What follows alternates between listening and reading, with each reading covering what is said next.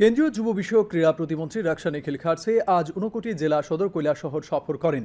তিনি পূর্বোত্তর সম্পর্ক সেতু শীর্ষক জেলার উন্নয়নমূলক কাজকর্ম নিয়ে এক পর্যালোচনা বৈঠকে যোগ দেন। কৈলাসহর সার্কিট হাউস কনফারেন্স হলে অনুষ্ঠিত বৈঠকে অন্যদের মধ্যে ছিলেন পূর্ব ত্রিপুরার সাংসদ কৃতি দেবী দেববর্মন, যুব বিষয়ক ক্রীড়ামন্ত্রী টিঙ্কু রায়, জেলা শাসক ডক্টর তমাল মজুমদার প্রমুখ।